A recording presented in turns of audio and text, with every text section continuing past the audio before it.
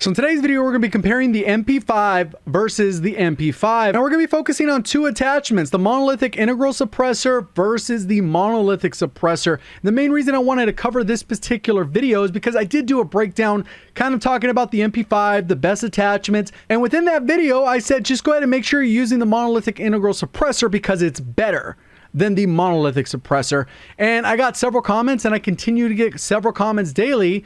Well, if it's better, then why is XYZ big popular streamer YouTuber using the Monolithic Suppressor? The Monolithic Integral Suppressor is better. Why would anyone use the other?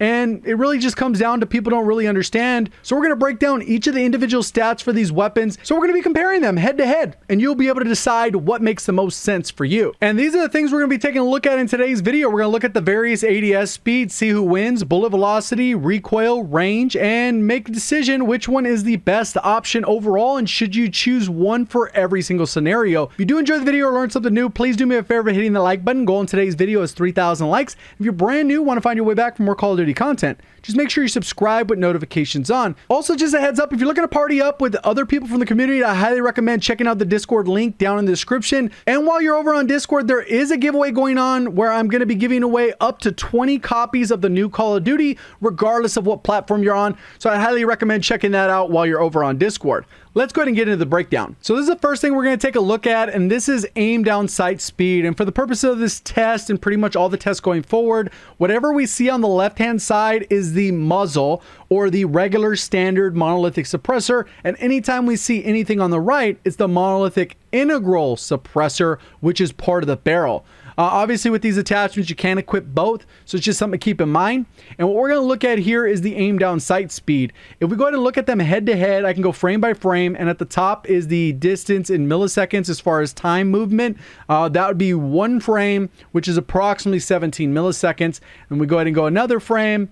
So right here, if we look at the bottom of the screen, right above the watch, as soon as I go one frame forward, you can see that they both appear with the mount aspect, and that is the start of the aim down sight animation activating. So that happens on the same frame. They're perfectly lined up, and as I go through, you can see where they finish ADSing right around 234 milliseconds. The one on the right, it looks like a hair faster, because you can see on the right here, when I go to 250 milliseconds, the one on the left kind of has like a half a frame stutter where it kind of moves. And just kind of look at the background, not necessarily the weapon, but beyond the iron sights where you're aiming.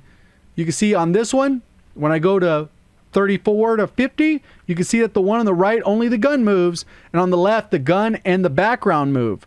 So this would show that it appears that the actual Monolithic Suppressor is slower, and that's less than a frame when we're comparing these two at 60 FPS. If we go off of TrueGameData.com, it says that there's a 4 millisecond difference where the Monolithic Suppressor comes out ahead by 4 milliseconds. And just to kind of give you an idea, that would be like a quarter of one frame on console at 60 FPS, and one frame at 240 hertz. That's crazy. So we could even look at this in real time, and you can kind of see if you can spot the difference, which unless you're superhuman, you're not telling the difference. So here it is. They go ahead and walk up there, and then they ADS at the same time. Wow, right? Can't tell the difference. So we put the ADS speed head to head. You can see they're pretty much on an even playing field. If you want to give a hair advantage, it's going to be towards the Monolithic Suppressor by 4 milliseconds. So let's go ahead and move on to bullet velocity. So now we have the same thing going on with bullet velocity, and I've lined these up so they take the shot at the same time. They're going to take the shot at this individual frame, and this is where the ammo went from 30 to 29 right here at this frame, from here to here. Both weapons are firing, and it takes about 50 milliseconds for the bullet to register leaving the gun, which goes from 30 to 29, to it hitting the target. And on the screen here, you can see these little white lines that pop up. That is the game registering a hit marker. Obviously, under ideal conditions, I would have been able to do this on LAN, but since I record on my computer, it's not really feasible to set up a LAN environment.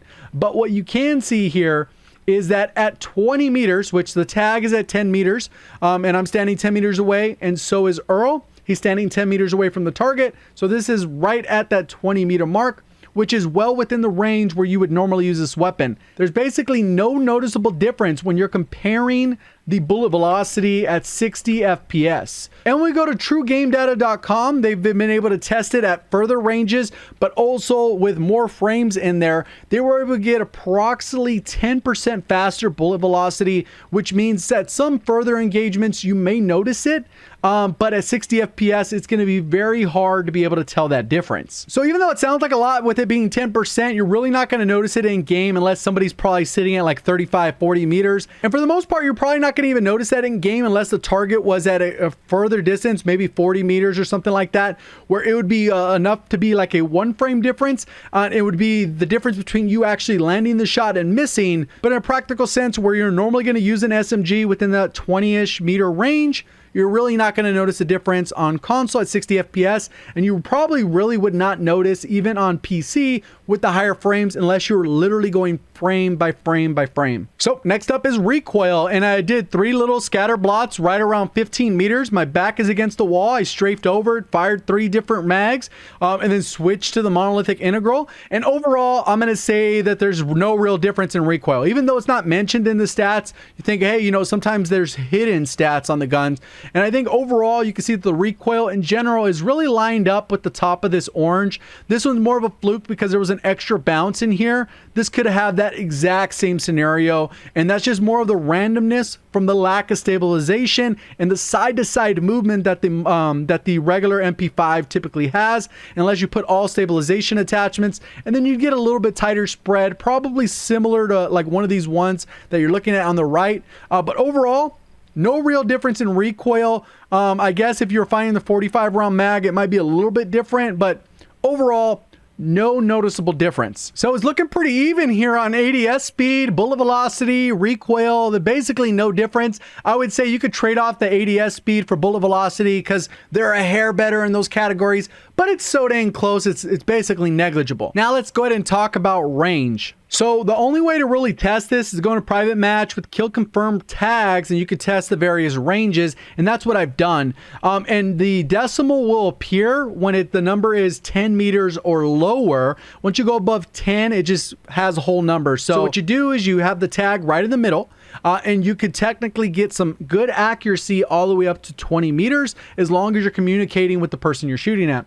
And what we did here is we lined up 5 meter tag here because we know that the drop off range, as you can see, for the muzzle ends up being around 10.2 and 10.7 for the barrel. So it's a half a meter difference, and it's going to look like it's literally touching, and we're going to show you what that looks like in game with some better screenshots of that actual distance, since it's a very small difference.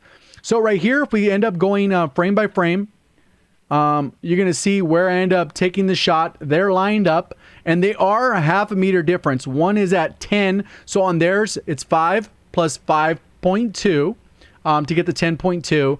And then as we go through the frames, this one would be 5.7 on their end, where I get that damage drop off. So it's essentially going from one number of shots to an extra number of shots because of that damage drop off. And that's typically how the damage drop off works.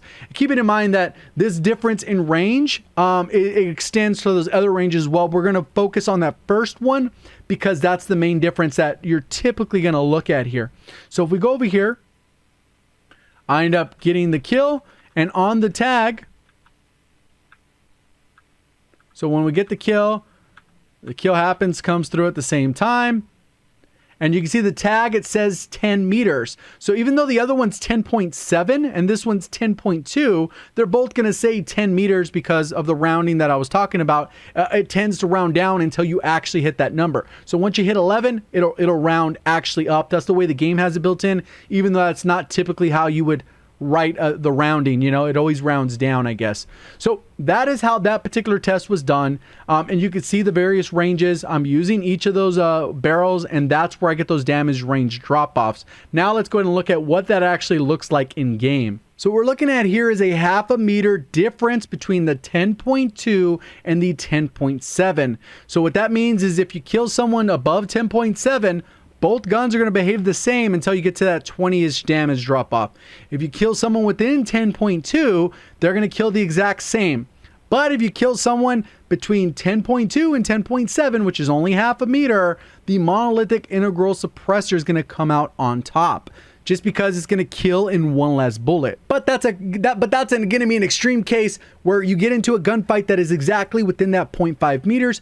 But if one person's using one gun and the other, and that's the only difference in attachments, the person with the monolithic integral suppressor will win the gunfight if you both land the bullets at the exact same time. So this is 4 meters out. Let's go ahead and look at 4.5. Almost no difference. When you're comparing those, basically no difference. I'm going to go back. So you can see there is a little bit of difference, but it's not crazy. It's not crazy at all. There is a difference, but it's not crazy. So this ends up being the results. ADS speed, basically even. Bullet velocity, basically even, unless they're beyond about 30, 40 meters. Recoil, no difference, because those don't affect recoil. Range, half a meter, which is mostly negligible. But when you come head to head in a gunfight, wouldn't you rather cover that extra half meter if you can? Personally, I think it's a no-brainer to go with the monolithic integral if you think the other one looks better. At the end of the day, neither option is really bad. But if you're given all the facts, you make the decision for yourself. If you want the extra half meter, cool. If you don't, no biggie, right? It's only half a meter. At the end of the day, that is the difference between those two. When I look at the facts, that's why I go with the monolithic integral. If you just like the muzzle one for whatever reason, more power to you. That's just how it goes. So if you guys enjoyed the video, learned something new, if you did, please do me a favor hitting that like button. If you're brand new, want to find your way back for more Call of Duty content, make sure you are subscribed by hitting the red subscribe button and notifications on by ringing that bell. And also a reminder, if you want to go ahead and check out Discord, that is again linked down in the description. Appreciate all the support on the content. Thank you for watching. As always, have a great day.